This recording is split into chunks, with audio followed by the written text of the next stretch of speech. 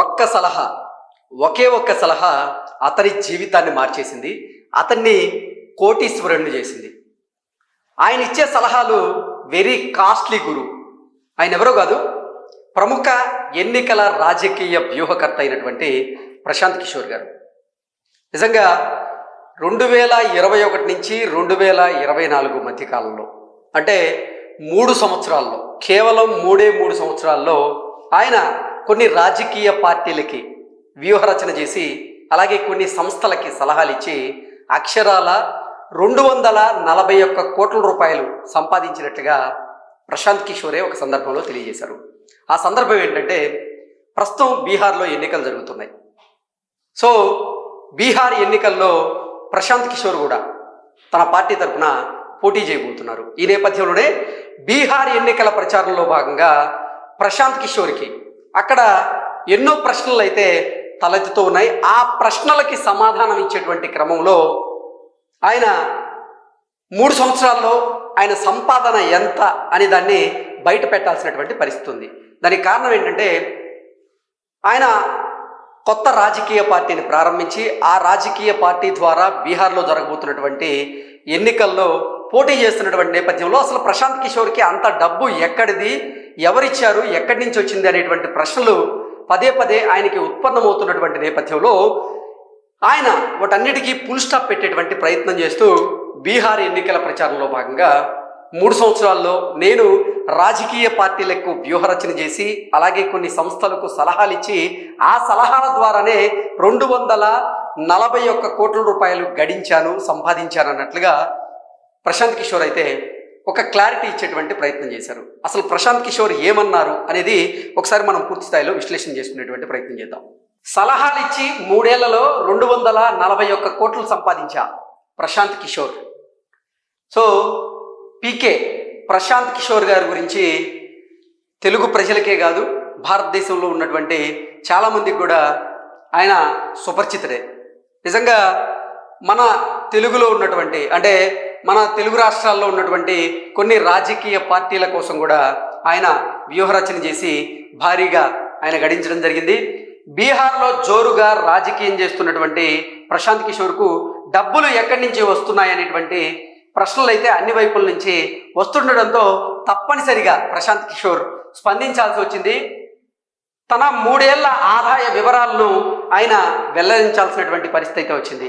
తాను కంపెనీలకు అలాగే రాజకీయ పార్టీలకు సలహాలు ఇచ్చి 3 ఏళ్లలో అక్షరాల 241 కోట్ల వరకు సంపాదించానంటూ కూడా ఆయన ప్రకటించారు. 2021 నుంచి 2024 వరకు ఆయన సంపాదన ఇది. అంతకు ముందు సంపాదించిన దాని గురించి ప్రశాంత్ కిషోర్ అయితే ప్రస్తావించలేదు. కానీ కేవలం 2021 నుంచి 2024 మధ్యకాలంలో, అంటే కేవలం ఆ 3 సంవత్సరాల్లో ప్రశాంత్ కిషోర్ మొత్తంగా 241 కోట్ల రూపాయలు సంపాదించారు. అంతకంటే ముందు ఆయన సంపాదించినటువంటి వివరాలను అయితే బయట పెట్టలేదు. దాని గురించి కూడా మనం మాట్లాడుకుందాం. 2021 నుంచి 2024 వరకు ఆయన సంపాదించింది ఇది. అంతకుముందు ఐపాక్లో భాగంగా ఉండేవారు, కానీ ఆ తర్వాత సొంతంగా ఏ సంస్థనైతే పెట్టుకోకుండానే వ్యక్తిగతంగా ఆయన అయితే సేవలు అందించారు. ఓ సందర్భంలో 2 గంటలు మాట్లాడినందుకు 11 కోట్ల రూపాయలు వసూలు చేశారంటూ కూడా ఆయన బీహార్ ఎన్నికల ప్రచారంలో భాగంగా ఆసక్తికరమైనటువంటి వ్యాఖ్యలు చేశారు. ఆ వ్యాఖ్యలు దేశవ్యాప్తంగా చర్చనీయాంశంగా మారాయి. దానికి కారణం ఏంటంటే, కేవలం 2 గంటల్లో ఎన్నికల వ్యూహకర్తగా, రాజకీయ వ్యూహకర్తగా కొన్ని పార్టీలకు అంటే సలహాలు ఇచ్చి కేవలం 2 గంటల్లో 11 కోట్ల రూపాయలు ఆయన సంపాదించారు. అంటే ఆయన సంపాదన మీద కూడా నిజంగా దేశవ్యాప్తంగా అయితే చర్చ మొదలైంది. ఇక ఆయన చెప్పిందే ఇది, మనం చెప్పేది కాదు. ఆయన ఈ 3 ఏళ్లలో సంపాదించినటువంటి 241 కోట్ల రూపాయల్లో ఆయన స్థాపించినటువంటి జనసురాజ్ పార్టీ కోసం ఆయన విరాళంగా 90 కోట్లను అయితే ఇవ్వడం జరిగింది. సో ఆ 90 కోట్ల నిధులతోనే ఇప్పుడు ఆ పార్టీ నడుస్తుందన్నట్లుగా ఆయనకి ఉత్పన్నమైనటువంటి ఆ ప్రశ్నలకి ఏవైతే ఉన్నాయో ఆ ప్రశ్నలకి సమాధానం చెప్తూ కూడా ప్రశాంత్ కిషోర్ గారు స్పందించడం జరిగింది. 2 గంటలు మాట్లాడినందుకు 11 కోట్ల రూపాయలు వసూలు చేశారంటూ ప్రశాంత్ కిషోర్ తెలిపారు. ఆ డబ్బుతో 90 కోట్ల రూపాయలు తను స్థాపించినటువంటి జనసురాజ్ పార్టీ కోసం విరాళం ఇచ్చారంటూ కూడా, ఆ డబ్బుతోనే పార్టీ నడుస్తుందంటూ కూడా ప్రశాంత్ కిషోర్ తెలియజేశారు. తాను దొంగతనం చేయలేదని, సలహాలు ఇచ్చి డబ్బు సంపాదించానన్నట్లుగా ప్రశాంత్ కిషోర్ అయితే చెప్పుకుంటూ వచ్చాడు. ప్రశాంత్ కిషోర్కు ఇంత భారీగా ఎవరు డబ్బులు ఇచ్చారని ఇప్పుడు ఆసక్తికరంగా మారింది. ఆయన సేవలు అందించినటువంటి పార్టీలు, సంస్థలేవో పెద్దగా బయటకు అయితే రాలేదు. ఈ వార్త ఇలా ఇచ్చారు కానీ నిజంగా ఆయన అంటే సేవలు అందించినటువంటి రాజకీయ పార్టీలు చాలా వరకు అందరికీ, దేశ ప్రజలందరికీ ఒక అవగాహన అయితే ఉంది. నిజంగా 2019 సమయంలో చూసుకున్నట్లయితే ఆంధ్రప్రదేశ్లో ఉన్నటువంటి ఒక రాజకీయ పార్టీ అయినటువంటి వైఎస్ఆర్ కాంగ్రెస్ పార్టీకి ప్రశాంత్ కిషోర్ ఆయన వ్యూహకర్తగా పనిచేశారు. అప్పుడు కూడా అధిక మొత్తంలో ఆయన సంపాదించడం జరిగింది. ఆ తర్వాత ఢిల్లీలో జరిగినటువంటి అసెంబ్లీ ఎన్నికల్లో అరవింద్ కేజ్రీవాల్ గారికి కూడా ఆయన వ్యూహకర్తగా పనిచేశారు.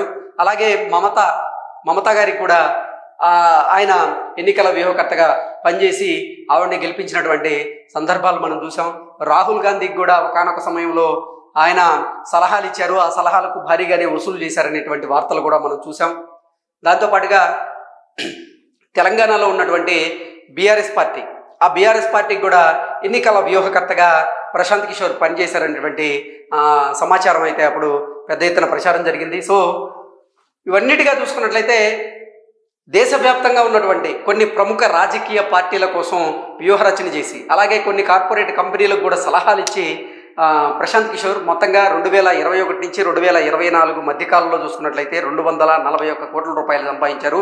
ఆ 241 కోట్ల రూపాయల్లో 90 కోట్ల రూపాయలు ఆయన స్థాపించినటువంటి జనసురాజ్ పార్టీకి ఆయన విరాళంగా ఇచ్చారు. ఆ విరాళంగా ఇచ్చినటువంటి సొమ్ముతోనే ఇప్పుడు ఆ పార్టీ నడుస్తున్నట్లుగా చెప్తూ ఉన్నారు. నేనేమీ దొంగతనం చేయలేదు, నేను రాజకీయ పార్టీల కోసం పనిచేసి రాజకీయ పార్టీలకి వ్యూహరచన చేసి నేను సంపాదించినటువంటి సొమ్ముతోనే ఇప్పుడు నా పార్టీ నడుస్తుంది అన్నట్లుగా ఆయన అయితే సమాధానం చెప్పారు. ఇక గత అసెంబ్లీ ఎన్నికలకు ముందు బీఆర్ఎస్ కోసం ఆయన పనిచేశారు, కానీ ఎక్కువ కాలం ఆ పార్ట్నర్షిప్ అయితే లేదు, వెంటనే మారిపోయారు.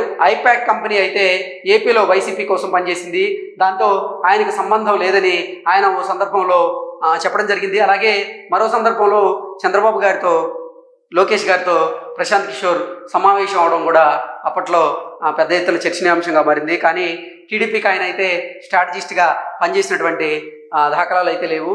రాబిన్ సింగ్ అనేటువంటి ఒక వ్యూహకర్త, ఆయన కూడా ప్రశాంత్ కిషోర్కి సహచరుడే.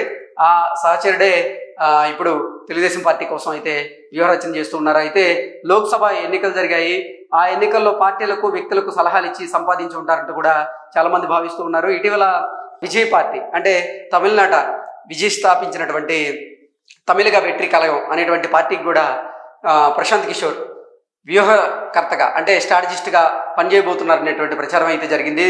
అయితే దాని మీద ఇప్పటివరకు స్పష్టత అయితే రాలేదు. కానీ 3 సంవత్సరాల్లోనే 241 కోట్ల రూపాయలు నేను రాజకీయ పార్టీలకు సలహాలు ఇచ్చి, అలాగే కొన్ని సంస్థలకు సలహాలు ఇచ్చి సంపాదించాను అన్నట్లుగా ప్రశాంత్ కిషోర్ అయితే తెలియజేస్తున్నారు. ఇది అఫిషియల్ ఆస్తి. ఇంకా అనఫిషియల్గా ఆయన ఎంత సంపాదించారనేది మాత్రం బయటికి అయితే రావడం లేదు. నిజంగా 2019 సమయంలో చూసుకున్నట్లయితే ఆయన వైఎస్ఆర్ కాంగ్రెస్ పార్టీకి, జగన్మోహన్ రెడ్డికి సన్నిహితంగా ఉంటూ సలహాలు ఇచ్చేవారు. కాబట్టి అప్పుడు వైఎస్ఆర్ కాంగ్రెస్ పార్టీ కూడా పెద్ద ఎత్తునే నగదుని ప్రశాంత్ కిషోర్కి వ్యూహకర్తగా అందజేసింది అన్నట్లుగా రకరకాల వార్తలను అయితే మనం చూసాం. సో దీని ప్రకారంగా చూసుకున్నట్లయితే ఆయన అఫిషియల్గా చెప్పేదానికంటే కూడా అనఫిషియల్గా సంపాదించింది ఇంకా ఎక్కువగా ఉంటుంది. కాకపోతే బీహార్లో జరగబోయేటువంటి ఎన్నికల్లో జనసురాజ్ పార్టీ తరఫున ఇప్పుడు ప్రశాంత్ కిషోర్ పార్టీకి పోటీకి సిద్ధమవుతున్నటువంటి నేపథ్యంలోనే ఆ ఆస్తి వివరాలను పూర్తి స్థాయిలో ఆయన బయటపెట్టలేదు. కొంతమేరకు అయితే బయటపెట్టి ఉండొచ్చు అనేటువంటి అంచనాకైతే కొంతమంది వచ్చారు. Thank you so much.